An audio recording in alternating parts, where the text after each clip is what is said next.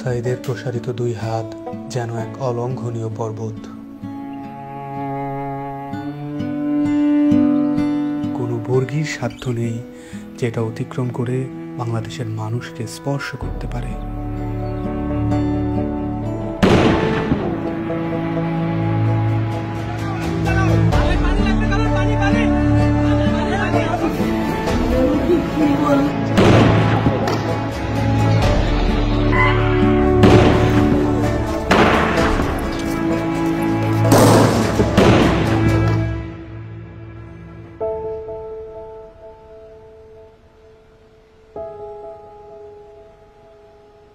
জুলাইয়ের পর থেকে এই বাবা প্রতিদিনই রাস্তার আশেপাশে হাঁটাহাঁটি করেন। কখনো আবার নির্বাক দাঁড়িয়ে থাকেন। উনি সামনের দিকে তাকিয়ে থাকেন, কিন্তু আসলে কোনো দিকেই তাকান না।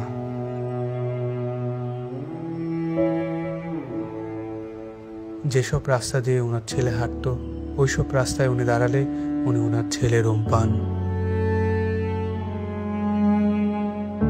আমার ছেলে মৃত্যু অবস্থায় যখন দাফন দিতে নিয়ে যাবে, এর আগে যখন দেখছি যে হাসতেছে, সে হাসতেছে, হাসি মুখ অবস্থা।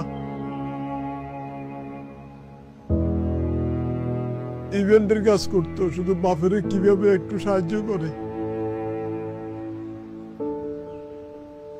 কোনো আজে বাজে আড্ডাতে ছিল না। ওই সারাদিন শুধু কলেজ থেকে আসা ও একটুখানি বিকেলবেলা একটু বন্ধু বান্ধব নিয়ে ক্রিকেট খেলতো, ক্রিকেটের পাগল।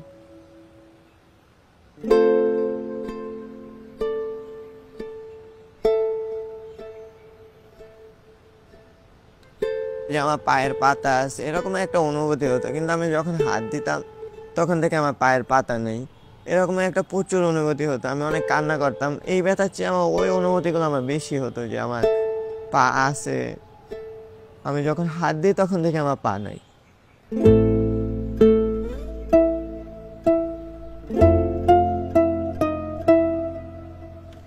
এই হসপিটালে আমি অল্প কিছুদিন হলো আসলাম।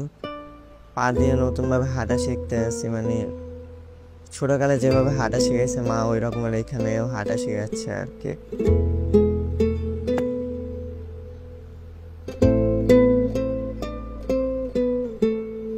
একটি প্রতিবন্ধী কিশোর, 7 বছরের বাচ্চা, ল্যাংড়া মানুষ যদি সংগ্রামে নামতে পারে, তাহলে আমি কেন বসে থাকবো ঘরে? একদিন তো মরতেই হবে, তাই মৃত্যুর ভয় করে স্বার্থপরের মতো ঘরে বসে না থেকে গুলি খেয়ে বীরের মতো মৃত্যু অধিক শ্রেষ্ঠ।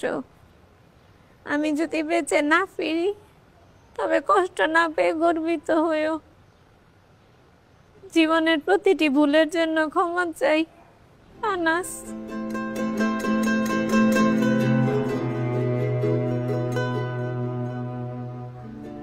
আমার সন্তানের বুকে গুলি লাগছে, আর ছিদ্রটা হয়েছে আমার কলিজায়। আল্লাহ পাক যতদিন আমাকে হায়াত দিছে, আমি এই হাহাকার নিয়ে বেঁচে থাকবো।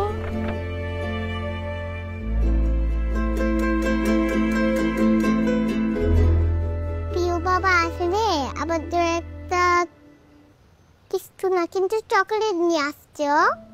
প্রিয় বাবা নাই বাড়িতে, যখন বাইরে গেছে আর পুলিশ এসে ওকে ঘুড়ি মেরে দিছে। আই মিস ইউ প্রিয় বাবা।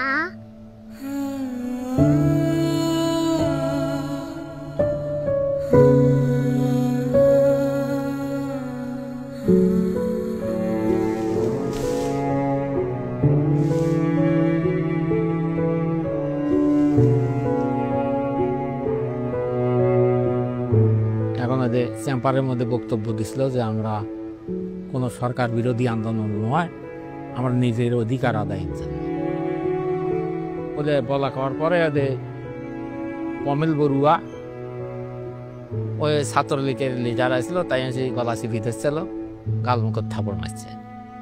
এখন ওই জন্যই ওর জেদ ধরে শহীদ হলো কি এখন ওটার ব্যাখ্যাটা আর আমি জানি না।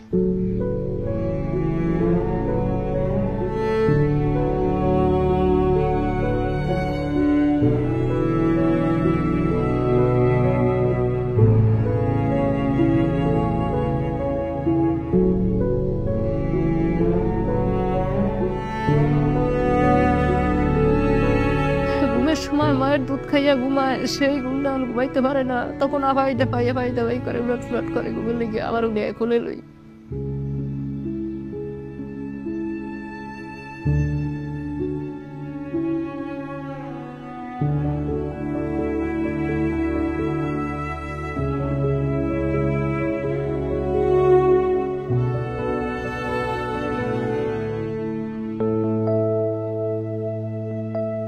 এখানে এসে যখন দেখি যে এখানে সবসময় ভাইয়া পড়াশোনা করতো, এই বিছানাতে থাকতো, এখন যখন দেখি ও নাই তখন একটা শূন্যতা কাজ করে মনের মধ্যে। খারাপ লাগে যখন দেখি যে ভাইয়া এ রুমে নাই। এই ছবিটা 18 জুলাই আমার আন্টি নাজিয়া খান ফেসবুকে পোস্ট করেছিল।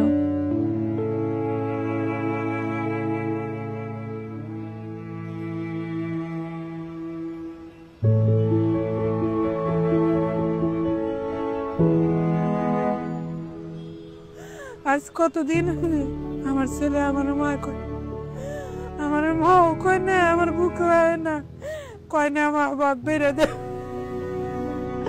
আমার সন্তানরা যারা যেভাবে মারছে আল্লাহ তাদের বিচার করুক। আমি সরকারের কাছেও বিচার চাই, জনগণের কাছেও বিচার চাই।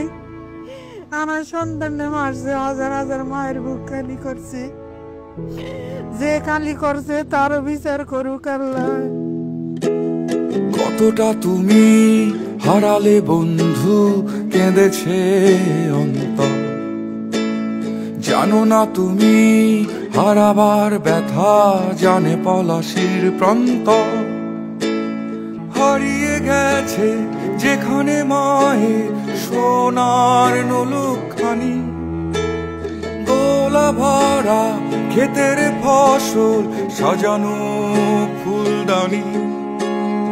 এ হারানোর বেদনা তুমি রেখো অন্তরে, দেখবে তোমার দুঃখ লুকাবে পলাশির প্রান্তরে। বাংলাদেশের বুকের ওপর চেপে বসা 36 দিনের এই ভারই আমরা নিতে পারছি না। একবার ভাবি চলেন, 16 বছরে কত বড় ভার হয়ে এটা আমাদের বুকের উপর বসেছিল। এই ভারই আমাদের শক্তি দিক সংস্কার করে নতুন বাংলাদেশ গড়ার।